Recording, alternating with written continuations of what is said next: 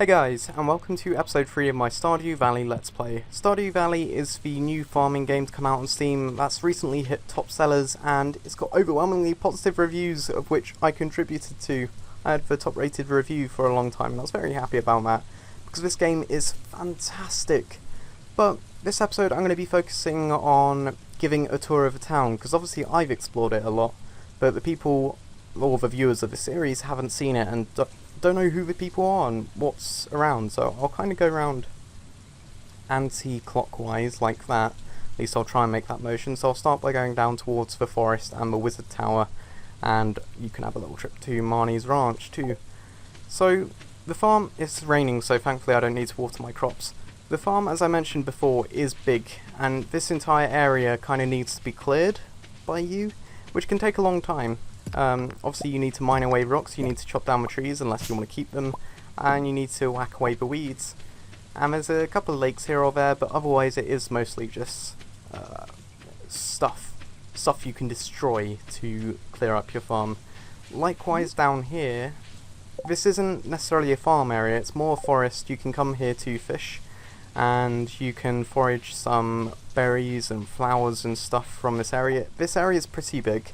But other than the wizard tower, which I'll be visiting later on in the series because it's part of the story, and there's a sewer down there, and there's a ruined house where you can buy hats from, but honestly it's not worth the time it's going to take to get down there, especially if I want to give a tour of the entire town. And the sewer is locked. Even in my main save, which I'm over 20 hours in now, it's still locked, and I don't know how to get in there basically. Like Marnie's ranch, which is also locked. So I'll come back here later. Marnie's ranch is basically just where you buy farm animals and farm supplies. That is Leah's house there, and that is, oh yeah, those are the points of interest down here. There is also a secret woods there, which not many people know exist, and it's actually the best place to farm hardwood, which I was going to make a video guide about, but you need an iron axe to get in there. So, I don't think I've met this character yet. I need to introduce myself to all the NPCs, so this is Shane. He's one of the romanceable guys, from what I can remember. Everyone's house is going to be locked, because I wasn't farming early on in the morning, obviously. In fact, I suppose I don't need to go in these houses, they are literally just houses. This is Jodie's, Kent's and Sam's house. Then this is Emily's and Hayley's. Then there is another entrance to the sewer here, which runs by the river. And then the river leads to the beach, which I showed you last episode. The beach is the home of Willie's house, the local farmer, and you can forage some seashells and stuff on there. This is the mayor's house. There's also a graveyard here, and you can read those graves if you're that morbid, like Abigail is.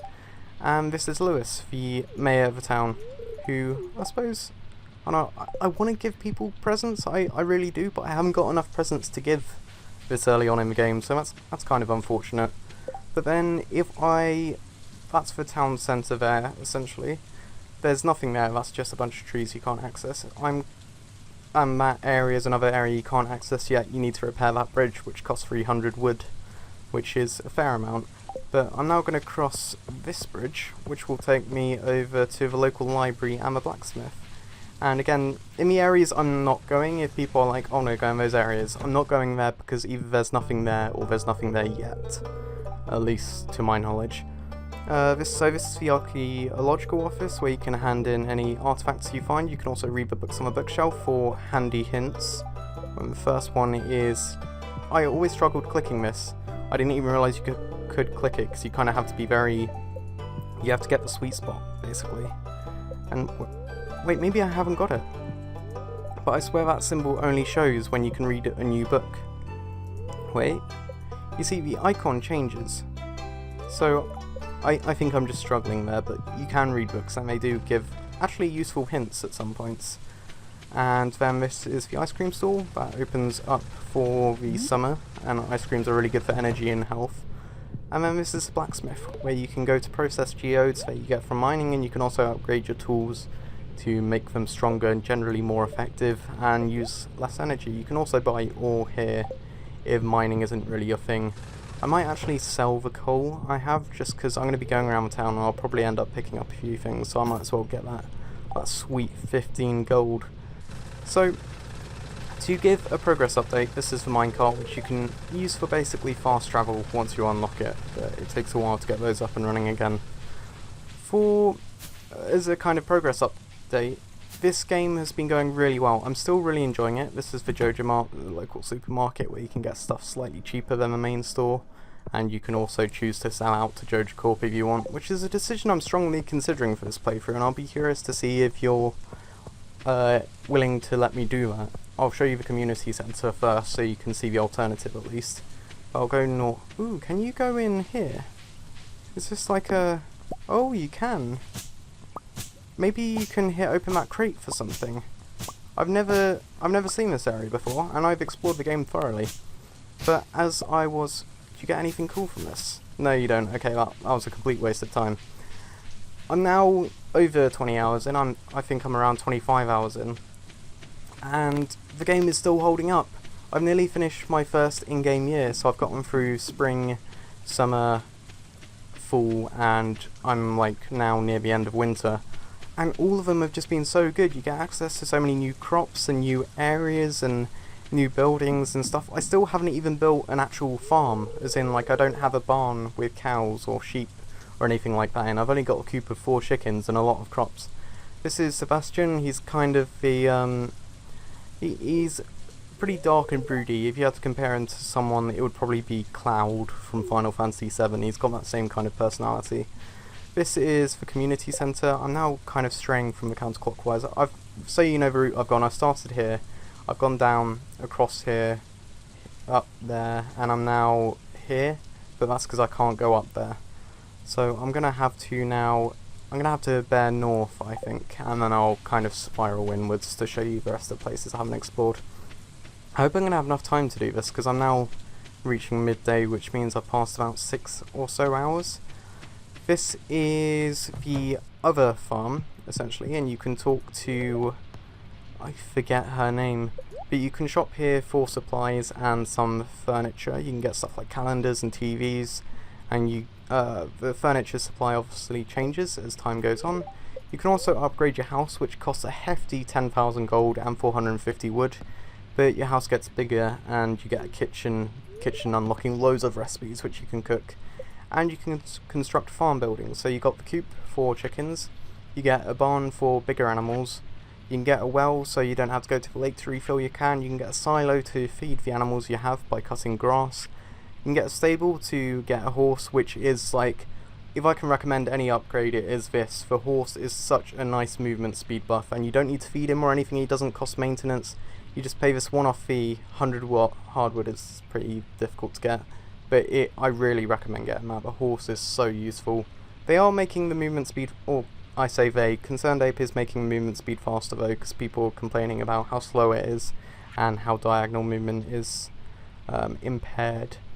Slime Hutch is something really cool. I'm really looking forward to that. But Iridium Bar, that is like super end game. I've got 3 Iridium ore, and that was just from a lucky rock. I haven't found a source of Iridium yet. And it takes 5 ore to make a bar, so I really want to get this in my main save, but I think this is like the last building you're going to be building other than the final house upgrade. And then yeah, you can get an upgraded coop and an upgraded barn and then a deluxe version of both of those, but you can't view those upgrades until you have unlocked them obviously. So yeah, those are what you can do here. This is Sebastian's room, the cloud figure I mentioned. And then this is Demetrius. He's like a local scientist who I'm actually wanting to befriend, because he can give you a cool upgrade on your farm. So I'm going to give him I think it was a plum or something, I'm not exactly sure. And then these are just their bedrooms. That's another one of the figures you can romance. She's the daughter of a scientist and she's a nurse. I think her name is Mari or something of the sort. So yeah, this is the other farmhouse. And then I'm going to have to bear east, and I'll take you to the lake. I'm doing good for time, I think. I think I'll be able to make a complete round of the town. And if that is the case, then holy shit, that's like really well designed in the time it takes to get around. So this is the lake. You can do a lot of fishing here, and you can get unique fish here that you can't get anywhere else. I think there's a couple of lakes in the game, but this is one of the best to come to in ways of its size, and sometimes you can get bubbles too. Okay, this is the mine. So I won't be able to get past this point, but that's a quarry. That is the Adventurers Guild, where you can get some monster slaying quests, and this is the mine where you farm ore and go down 120 floors of a dungeon and kill monsters. Mine is what I want to show you as soon as possible, but it takes a couple of days to unlock. This is Linus's tent. Linus is the local homeless guy who lives out in the wild. I really like him. He's very humble, and he might come off as a bit crazy and antisocial, but he's really friendly. And he's one of the people I'm really enjoying befriending in the main game. And I do need to ask, like, because I'm letting you people who watch influence the series, I want to know, who do you want me to befriend? The railroad trains can come along here and sometimes they drop off supplies, but you also get access to a bathhouse or a spa. But generally this area is just for foraging and stuff, nothing too useful there. So then I'll head west and come back to the farm and then just take you back into the centre of town to end it. And I'll show you, well no, I don't need to show you the ranch because honestly there's not much to do there. So this is just a little shortcut that leads you back to your farm from the mine. And it's a lot quicker, and sometimes you can get some berries and flowers along here as well as worms, which you can dig up for artifacts and books to refill the library. This is an empty cave right now. One sec, I need to jot that down. This is an empty cave, but Demetrius can give you an upgrade for it, and you get to choose what you want to put in there, but I need to leave some things for surprise, so I won't spoil everything, especially if you want to try the game for yourself, which I do recommend so much. It's such a bloody good game. The reviews, like the overwhelmingly good reviews, are there for a reason for once, unlike most Steam reviews, which are just jokes or bloody... Steam reviews, I have a big gripe with them. I don't think there's much point dropping off things to sell there yet, but yeah, it's 3 o'clock. I've still got time to quickly head back into town. This is the bus stop, which I showed you before, and I need to quickly check something. That's another fast travel point. Yeah, you can go left. You can walk along the road here, but I'm not really sure why. I know one of the quest pickups spawns in here at one point, but if I'm correct, it's not going to be here now. But yeah, this is just a road. I don't really know why you can go down here. That thing is just a switch, which you can power with a battery pack. And I haven't got a battery pack yet. I haven't got a battery pack yet in my main save. Even battery packs are pretty hard to get. So yeah, this area is a useful foraging area, and a little tip for any of you: if you clear up an area of all its debris and say chop down the trees, it increases the chance for berries and stuff to grow in that area because there are more tiles for them to appear. So it is a good idea to clear out this area as soon as you can. And obviously trees will grow in different areas. It's not as though you're going to run out of wood at any point, but it's a little tip that can be handy because foraging flowers and berries is a lot more beneficial. I think, as I was saying, I'm not sure if I finished with, as far as viewers influencing the series goes, I need to know what route I want to go down. First of all, I could either restore the community centre, which I will go into more detail in the upcoming episodes, or I can sell out and encourage the town modernises and goes into the new age by helping out Zookiepook, the local supermarket. So I'll show you both of those routes and see what rewards they offer soon. But until then, I'm just going to quickly try and finish up my rounds of the town.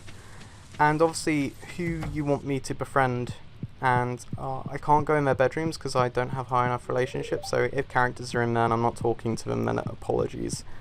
This is the little kid, and then this is Jodie? Yeah, Jodie. Who, yeah, she's not one of the romanceable figures. But I need to know who to romance. That is the most important thing, because you need to start giving them gifts early. You need to work out what they want early on. And I need to start working towards it. So there's Penny, there's Sam, there's Sebastian, and then I probably won't be able to show you their names, but I can show you their appearance. That guy, I think his name is Alex. There's Hayley, who's very, very difficult to romance. I'm really keen on her in this playthrough, but that's my personal preference. Obviously, it's up to you. There's Abigail, the alternative girl. There is, I think that's Leah, she's an artist, carpenter person. And there is Mari, the nurse. And I missed Robin and Penny. Okay, Robin's not actually romanceable, and I'm not sure where Penny is. Oh no, Penny's at top. Okay, so I think that's everyone. I think I covered everyone. In fact, no, I didn't go through male figures. Sorry, that was quite not fair. I'll go through the male figures quickly. There's Sebastian, as I said. There's Alex. There's what's his name? It's Harvey. Harvey is the local doctor, who Mari is an apprentice of. Oh no, that's Harvey. Never mind.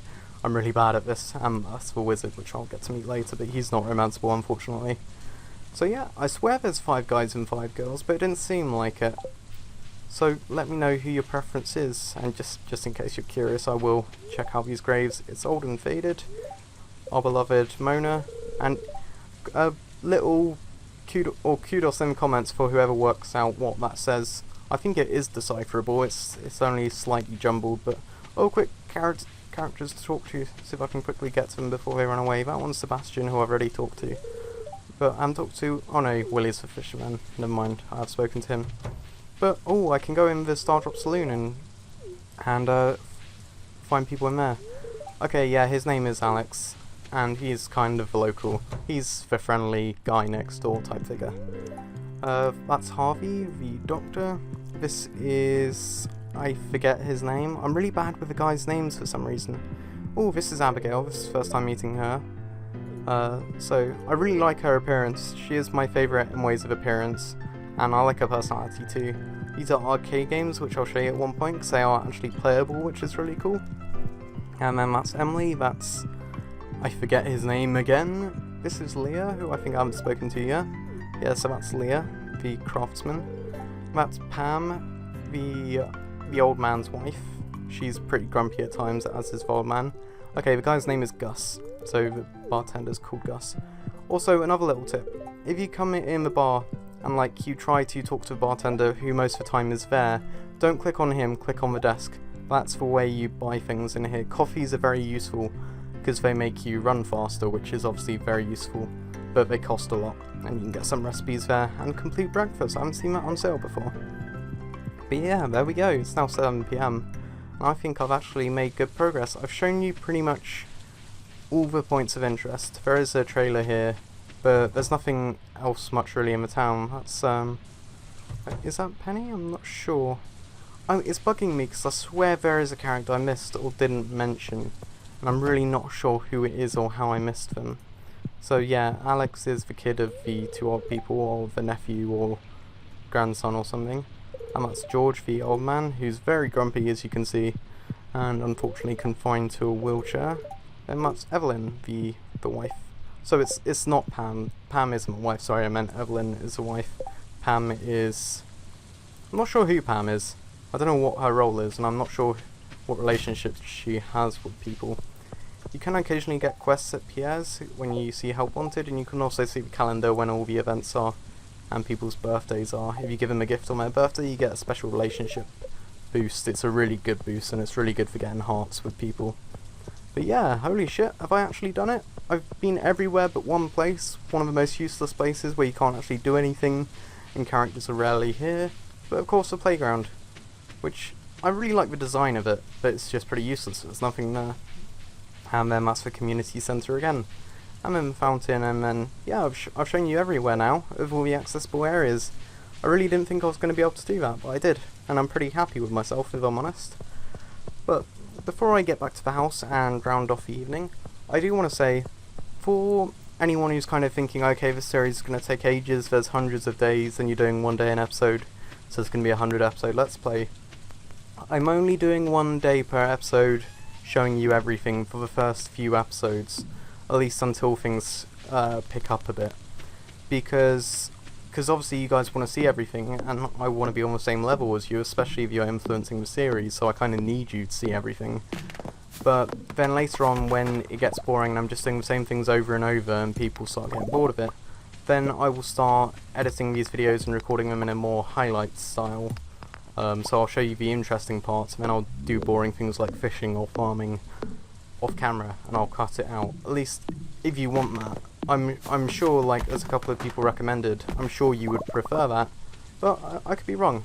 I some people might prefer me to just show everything all the time and stick to 1 day per episode. But I don't want to go over 1 day per episode because whilst recording everything, because that would mean like half hour, 3/4 hour long episodes, and it'd be difficult and it would be boring and people wouldn't find that interesting. I know you think you would, but you wouldn't. I'll also fill up a water bowl for my pet, which I'll get eventually. But yeah, I think that's everything now. As is bloody ritual for this series, my cat has sat on my lap and I now can't see, so I'm gonna go to bed. And I'll see you guys in the next episode. Thanks for joining me and let me know the answers to my questions. I'm using you guys for information. But yeah, this is me, EvansWZ11, and this is me out. Ooh, I got a level up. So I got a wild seeds recipe, which gives me random seeds in spring, and I got a field snack, which I can craft for energy and health and axe proficiency, so it's easier to cut stuff down.